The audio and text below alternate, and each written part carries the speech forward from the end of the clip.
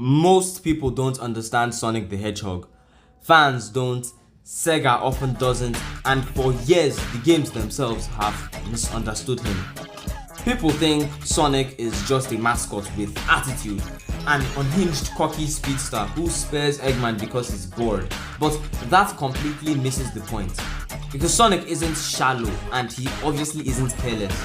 Sonic, surprisingly, has a philosophy.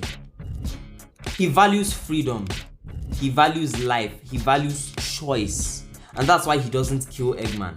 Not because he can't, not because it would end the games, but because killing Eggman would make him no different from a tyrant.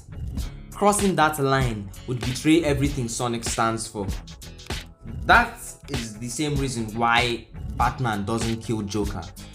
People call it weakness, but really it's principle. If Sonic gave in, if he solved problems through killing, then he'd lose his identity. And there's another nuance that people don't really notice. Sonic does obliterate eldritch monsters, gods, or machines that threaten existence itself. He destroys them without hesitation. Because, they aren't people. They don't even have, they don't have the ability to choose between good and evil. And yes, even Mephiles is among them because he doesn't have that kind of choice. He's made evil.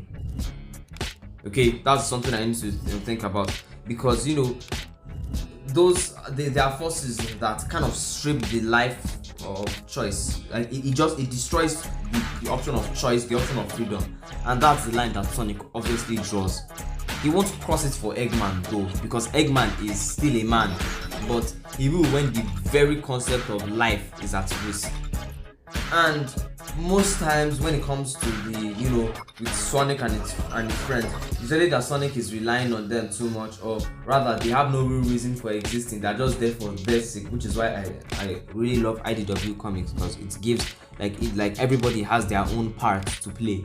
And most times Sonic, right, they always forget that the fandom, sometimes even Sega, they forget that Sonic was always alone. He always did his business alone. He didn't need Tails or Knuckles or Amy to beat Eggman. I mean, he can and does win on his own, but that's exactly why friendship means so much to him later, because Sonic knows loneliness. He values companionship. His friends aren't tools, they aren't props. They are proof that freedom creates real connection. He cherishes his friends because he remembers what it's like to be without it. And that's why the fandom and so many other people mischaracterizing him as a guy who needs friends or is just the cool hero. It's wrong, because the coolness is a byproduct. Okay, the friends are earned. Okay, the real Sonic is a wanderer, not who chooses joy and chooses people, not because he has to, but because he wants to.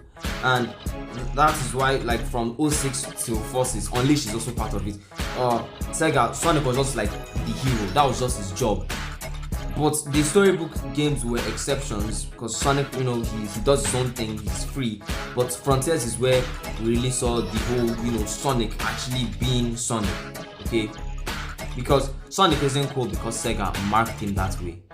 He's cool because he refuses to become a tyrant, because he's free, because he knows loneliness and still chooses friendship, because he values life enough to know where to draw the line.